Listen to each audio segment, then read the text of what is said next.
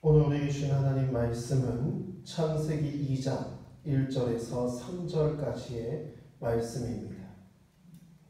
창세기 2장 1절에서 3절까지의 말씀입니다. 천지와 만물이 다 이루어지니라. 하나님이 그가 하시던 일을 일곱째 날에 마치시니 그가 하시던 모든 일을 그치고 일곱째 날에 안식하시니라.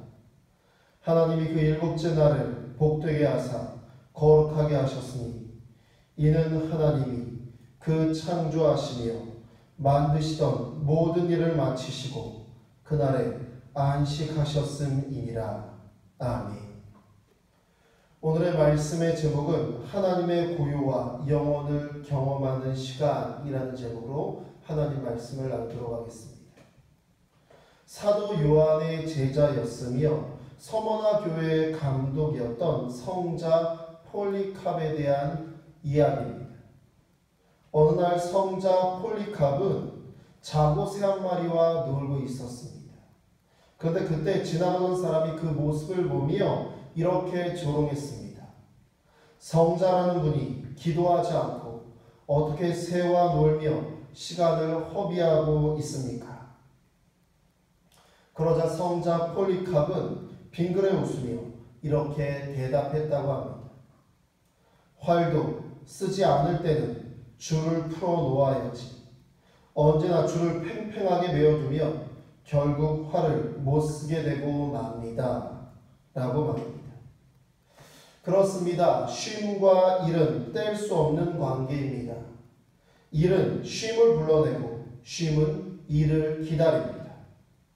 쉼과 일은 균형을 맞추어야 합니다.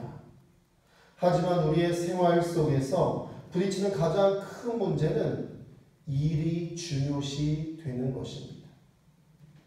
슈마우는 한 사회에서 실제로 이용할 수 있는 전체 여가 시간을 기계를 사용하여 단축하는 전체 노동 시간에 반비례한다라고 말했습니다.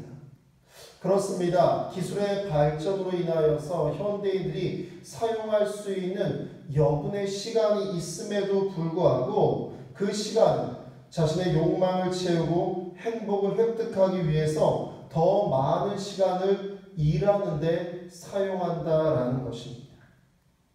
사회학자들이나 철학자들은 이러한 세상을 성과사회, 피로사회, 일중독증, 소진이라는 단어를 사용하여 설명합니다.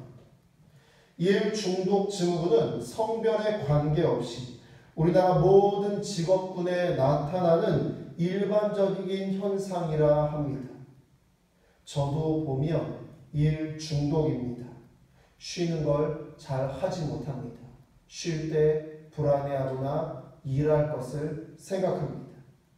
그렇습니다. 일 중독 증후군을 앓고 있는 이들은 쉬는 시간에도 일을 생각할 뿐만 아니라 쉬는 것보다 일을 하는 것을 더 편하게 생각하고 좋아합니다.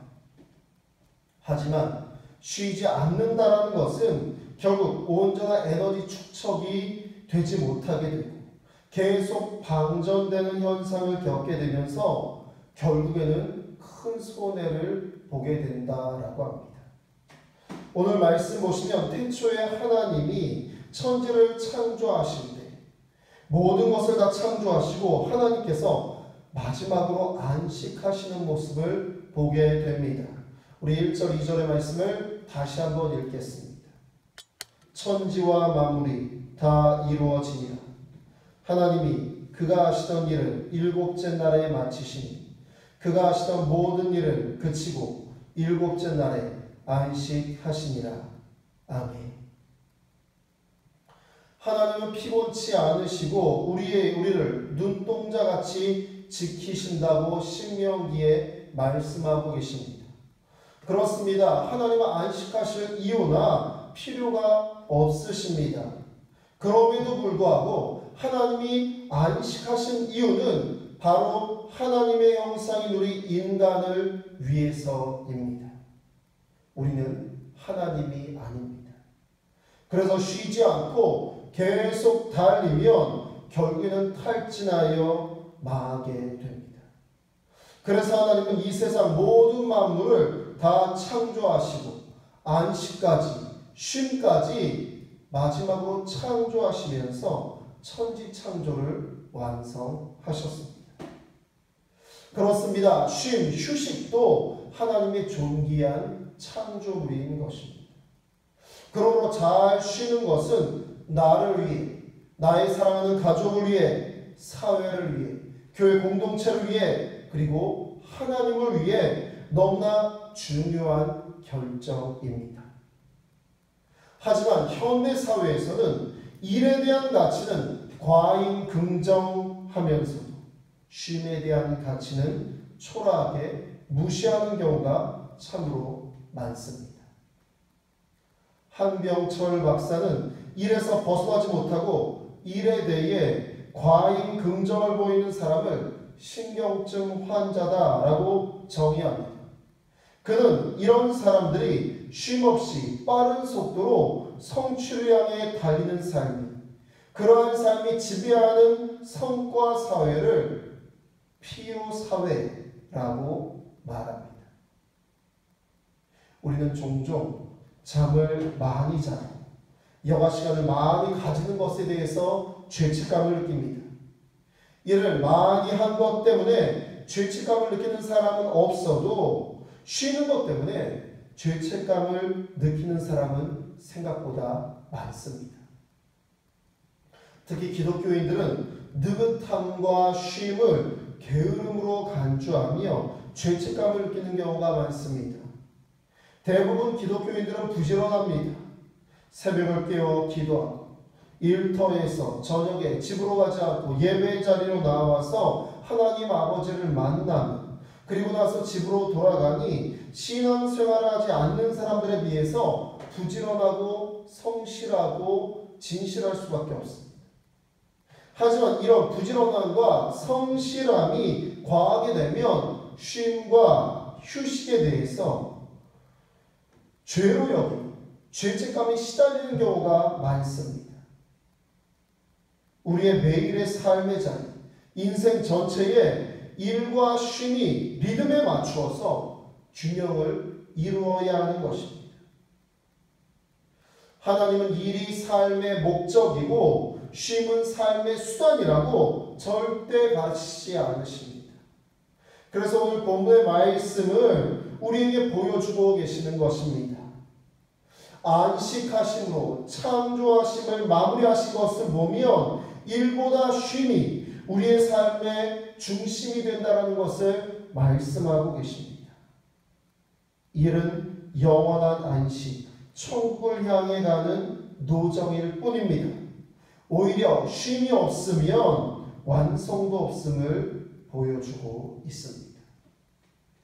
쉼으로 대표되는 일곱째 날, 일곱째 날은 시간의 흐름이 단절되지 않고 영속됨을 보여줍니다.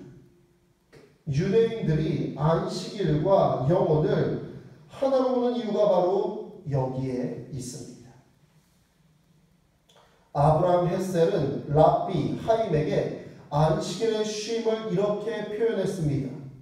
안식일이야말로 영혼의 원천이자 천국의 근원이며 내세에서 이루어지는 삶의 뿌리이다.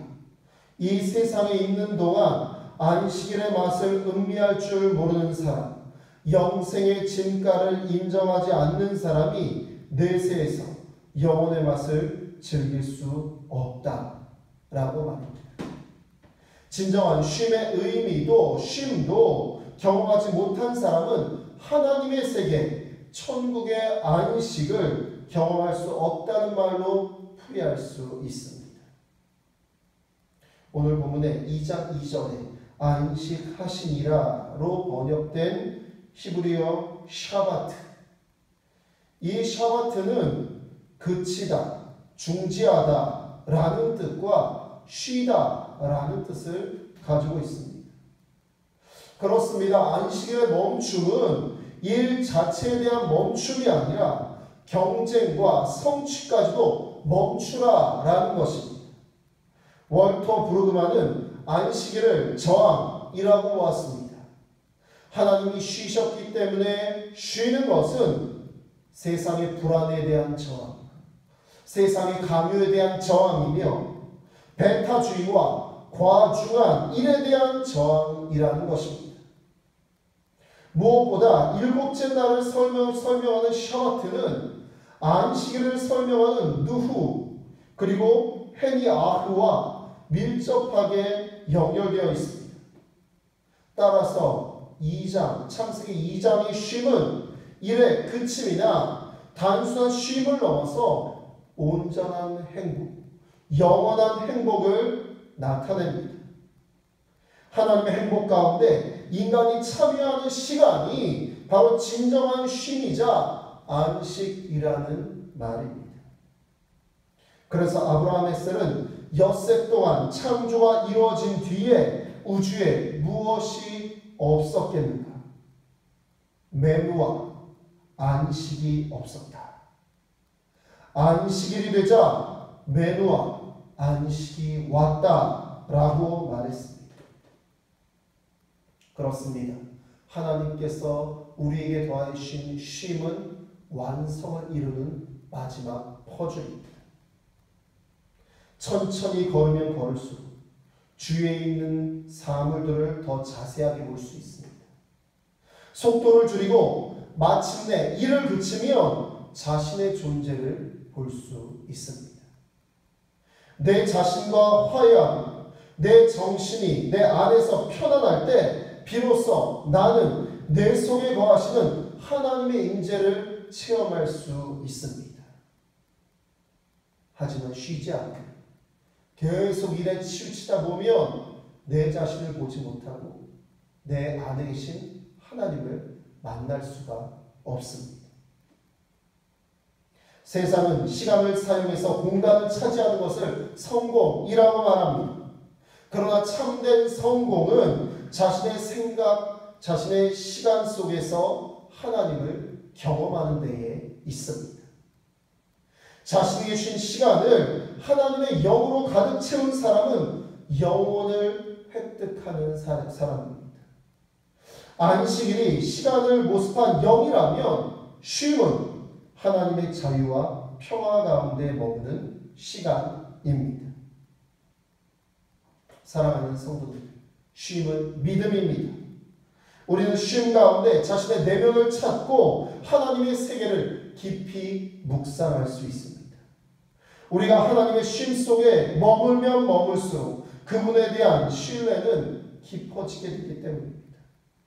쉼은 믿음을 길러내고 믿음은 더 깊은 쉼으로 우리를 인도합니다. 타락한 인간은 성취하고 공간을 차지하며 부를 쌓아야 만족을 느낄 줄 압니다.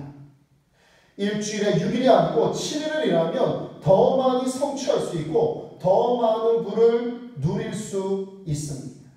1년 365일 쉬지 않고 일한다면 더 많은 성공의 자리로, 세상적인 만족의 자리로 나아갈 수도 있을지 모릅니다. 그런데 성경은 6일은 일하고 7일째는 안식하라 라고 말씀하십니다. 이스라엘 사람들은 6년을 일하고 7년째 쉬었습니다. 쉬는 해에는 심지도 않고 소출을 거두지도 못하게 하였습니다. 7년째 거둘 곡식이 없는데 무엇을 먹고 살았을까요? 50년째에는 신년의 해입니다. 그들의 신앙은 시험받고 삶의 불안은 더욱 컸을 것입니다. 그러나 그들은 쉼 속에서 언약을 지킬 수 있었고 쉼을 통하여서 하나님의 주권과 통치를 온전히 이해할 수 있었습니다. 쉼이 곧 이스라엘 민족을 믿음의 백성으로 만든 것입니다. 쉼을 통하여서 세상의 불안을 떨쳐내고 하나님 아버지를 향한 믿음을 갖게 된 것입니다. 세계적인 영성신학자인 하버드 대학교의 헨리 나우엔 교수는 서커스 가족인 로드레이 가족을 만나고 나서 큰 깨달음을 얻게 되었다고 합니다. 서커스 고개 중에 그네 타기라는 것이 있습니다. 한쪽에서 그네를 잡고 나르면서 군중 위로 높이 그네를 타다가 겁도 없이 그네에서 손을 놓고 회전을 하면서 단순히 손을 내밀기만 하면 잡는 사람이 공중에서 그의 손을 잡아주는 그러한 고개가 바로 그네 탑입니다. 로드레이는 헬리나 오웬에게 이렇게 말합니다. 나르는 사람은 절대 잡는 사람을 잡으려 해서는 안 됩니다. 완전히 믿고 기다려야 합니다.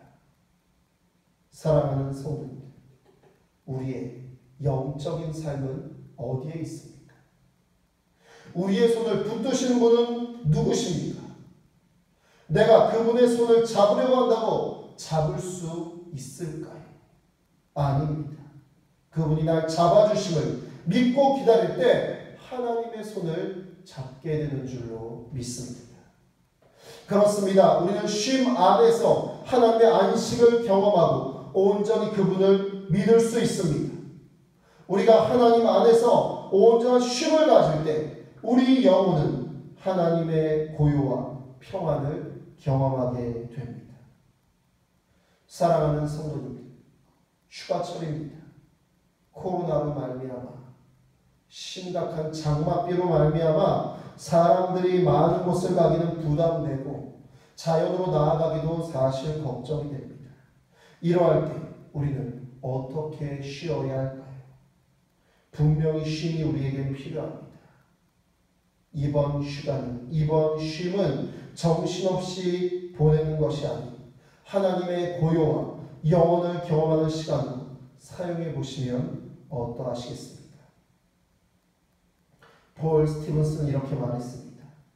일 중독증에 걸린 사람들은 급료를 받기 위해서가 아니라 스스로에게 무언가를 증명하기 위해서 일을 한다. 그리고 그들은 일을 좀 더 열심히 하고 좀 더 잘하고 완벽하게 하려고 노력을 기울이지만 아무리 그렇다고 해도 일은 그들의 삶에 결코 풍성한 영원한 완벽한 의미를 주지 못한다. 사랑하는 성도님들, 무엇이 우리에게 진정한 안식과 평안과 만족을 주겠습니까? 하나님의 고요와 경건으로 나아가는 이번 쉼이 될 수 있도록, 휴식이 될 수 있도록 함께 나아가는 저와 여러분 되시기를 주님의 이름으로 축원합니다.